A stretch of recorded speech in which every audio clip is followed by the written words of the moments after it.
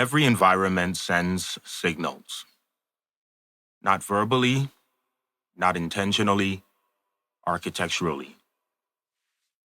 Environmental signaling is the language of space, the way a room communicates safety, clarity, and expectation before a single word is spoken. Most systems believe communication begins with people. Behavioral architecture knows communication begins with design. Episode 15 is where we expose how environments speak to the nervous system, how those signals shape behavior, and how redesigning the signals reshapes the entire system. Every environment communicates something, even when no one is communicating. Spaces signal through positioning, thresholds, circulation, sensory tone, pacing, proximity, visual clarity. The nervous system reads these signals instantly, before thought, before interpretation, before behavior. When signals are coherent, the body settles. When signals are fragmented, the body compensates. Environmental signaling is not aesthetics. It is architectural.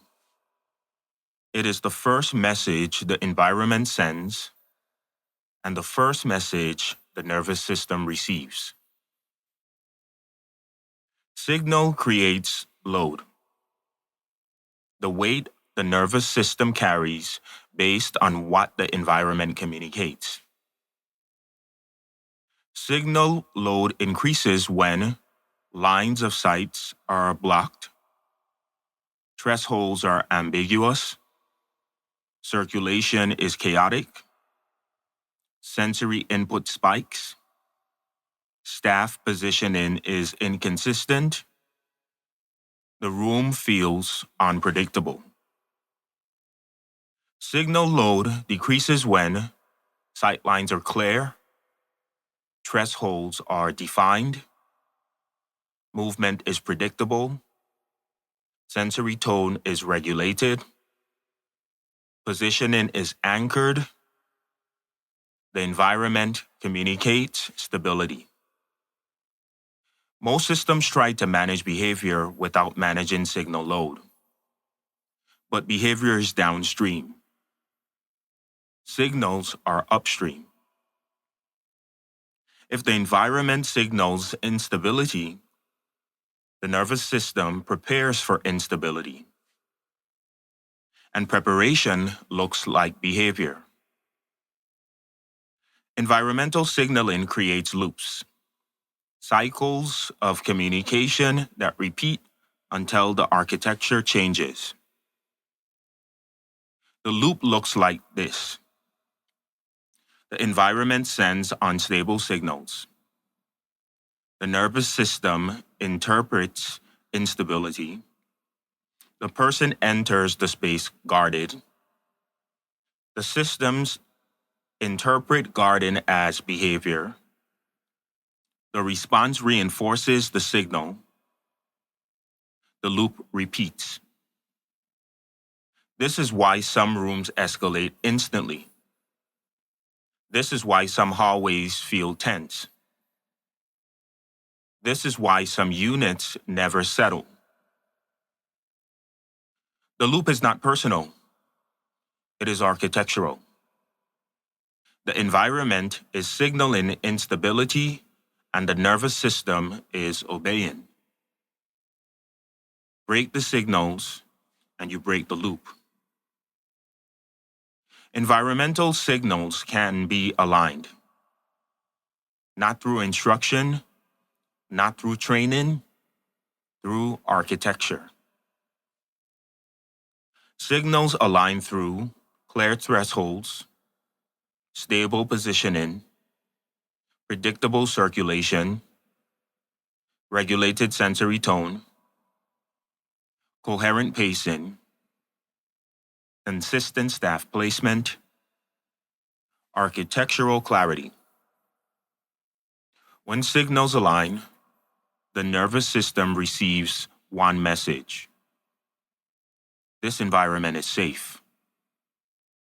It stops bracing, it stops scanning, it stops compensating. This is why redesign works, even when communication training doesn't. The environment communicates more powerfully than any script. The nervous system doesn't trust new signals immediately. It waits.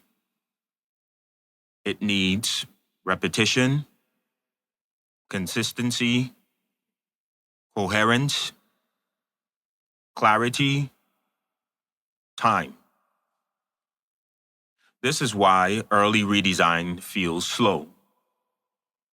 Not because the signals are wrong, but because the old signals were strong. People are not misinterpreting the environment. Their nervous systems are verifying it. Once the environment proves itself, the nervous system updates its interpretation, and behavior stabilizes without effort. Environmental signaling is the bridge between architecture and communication. Once you understand environmental signaling, you stop asking, why don't they listen? Why don't they respond? Why don't they calm down?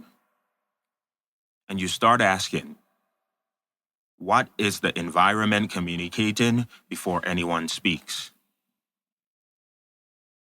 That shift is architectural mastery, because once you see the signals, you can align them. And once you align them, the environment becomes the communicator people were never meant to be. Environmental signaling makes communication structural, not effort-based, not staff-dependent, not fragile, structural. In episode 16, we move into environmental boundaries, the architecture of containment, clarity, and the invisible edges that stabilize behavior. Because signaling is what the environment sends. Boundaries are what the environment holds. And together, they determine whether a system regulates or destabilizes the people inside it. This is the Behavioral Architecture Institute, and this discipline is built on one truth. Behavior is not the starting point. Design is.